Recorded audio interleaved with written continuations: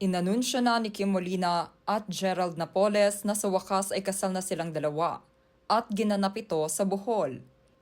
Very blooming nga si Kim Molina nang naglalakad ito papunta sa altar. Makikitang naka-white gown siya at sinalubong siya ng kanyang mga magulang papunta kay Gerald Napoles. Ito na nga ang hinihintay niya na sa wakas maikakasal na sila ngayon.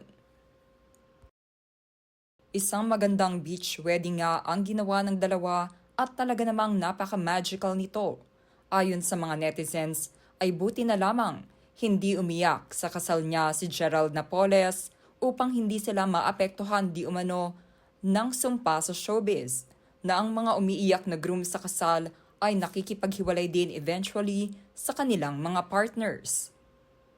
Makikitang tuwang-tuwa ang mga magulang ni Gerald Napoles at Kim Molina na sa wakas ay maikakasal na ang dalawa matapos ang engagement nila. Ibinida din ni Kim Molina ang very blooming niya na look ngayon at makikita na fresh looking ang kanyang ayos sa kanyang wedding na pinili niya sa Bohol.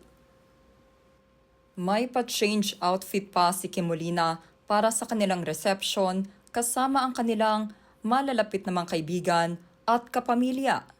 Makikitang very elegant din ang nasabing reception at milyones ang kanilang ginastos dito ayon sa report.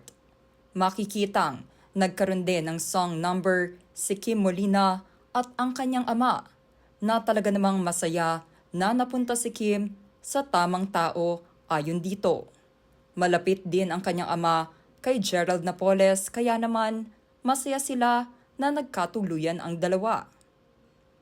Nagpa-fireworks pa nga si Kim at Gerald sa kanilang wedding na talagang kinagiliwan ng kanilang mga kapamilya at kamag-anak.